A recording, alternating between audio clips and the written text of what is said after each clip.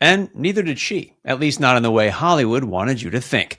Lucille Ball spent the better part of 3 decades making the entire country laugh, built one of the most powerful production studios in Hollywood history, and became the first woman to ever run a major studio in the industry. She was, by any measure, completely untouchable.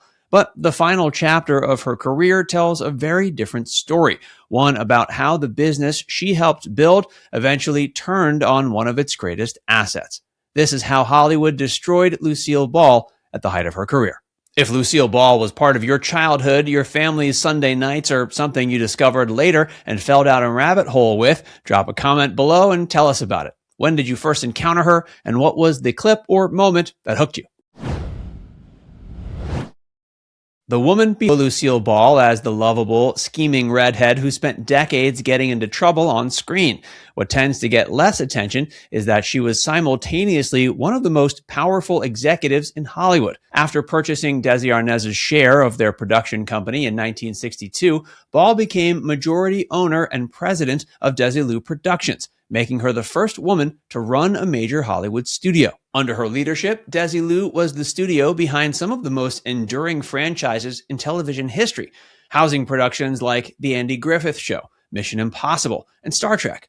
When Desilu's own financial advisors raised serious concerns about the cost of bankrolling the Star Trek project, Ball pushed forward anyway. Both Star Trek and Mission Impossible ran at a deficit from day one, but she believed in the studio's future, and the numbers ultimately proved her right. She had also spent 26 consecutive years on television across 4 separate series, rarely straying from the top of the ratings. Ball was not just a performer, she was the architecture of an entire era of American comedy, and for a long time, she seemed to know exactly where the exits were.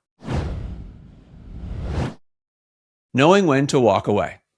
In a 1977 interview with Barbara Walters, Ball was remarkably candid about why she had stepped back from television. Quote, "I'd been on long enough, I thought," she said, adding that she had always prided herself on knowing when to get off. She told Walters she had begun to feel old-fashioned, that the medium and its audiences had moved in a different direction, and that she had no desire to overstay her welcome.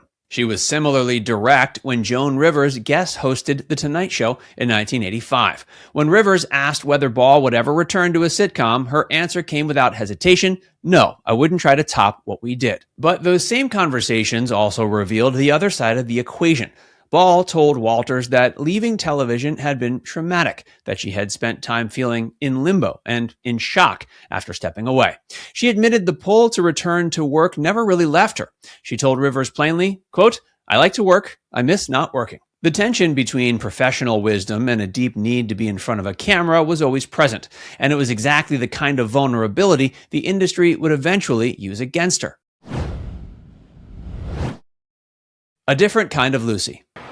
Morning, Mama. Well, top of the morning to you, Daggett. I got you one of yesterday's sandwiches. I hope you enjoy it. Oh, gee, thanks.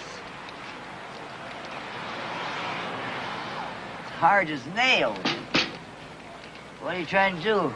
Break what teeth I got left?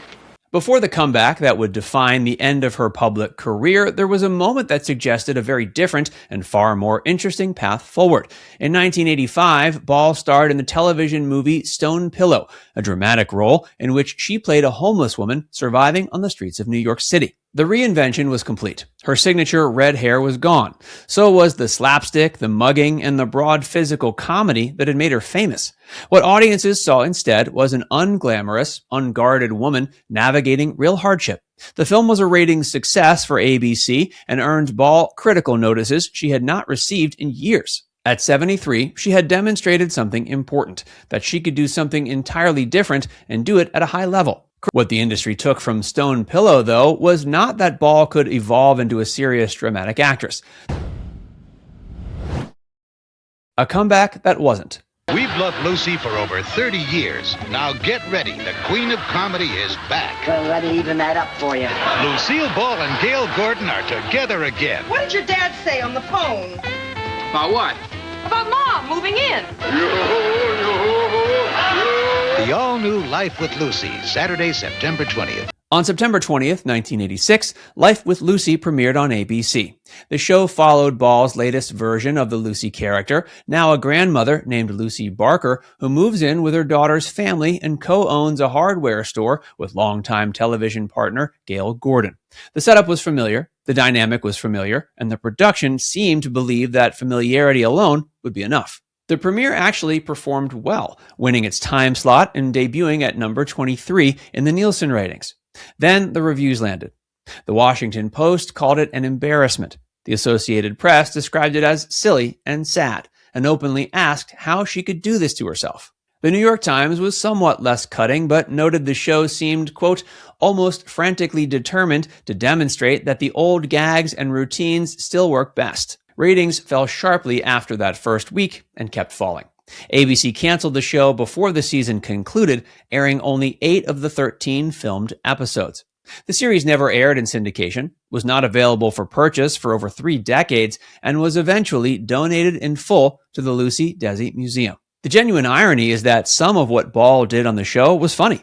A flooding hardware store sequence and a bit involving a malfunctioning electric recliner were exactly the kind of broad physical comedy that would later thrive in shows like Family Matters and That's So Raven. The audience in 1986 simply was not ready for it, or perhaps more accurately, they were too worried about her to laugh. What it cost her. I would have crawled on my knees and paid her. In fact, I asked her, how much do I have to pay you? And I meant it. I really meant it. The greatest. I have the most glorious title of anyone in this business. I am second banana to the one and only Lucille Ball, and I don't want anything else. Producer Aaron Spelling later admitted he knew something was wrong before the show was even finished filming its first episode. When Ball performed a physical comedy routine on set, the studio audience didn't laugh. They gasped. Quote, they were afraid she was going to fall at this age, Spelling recalled. He blamed himself for giving her too much creative control, and after the failure, he never produced another sitcom. He said, if you're going to fail with Lucille Ball, you should not be doing comedy. Ball was devastated. In an appearance on The Late Show with Joan Rivers, she spoke openly about how deeply the criticism had wounded her. Quote, I can take critique about the show. I've done that for years, she said, but to be critiqued for coming back at all, that threw me. I cried. My God, I cried. I didn't know that I could be that frightened and hurt. She largely disappeared from public life after the cancellation. Her final television appearance came at the 61st Annual Academy Awards in 1989, where she and Bob Hope received a standing ovation that lasted nearly a full minute. She passed away 1 month later of heart failure at age 77. Now it's time to hear from you. Do you think Hollywood failed Lucille Ball by pushing her back into a format she had already outgrown, or was the decision ultimately hers to make? Let us know in the comments section below.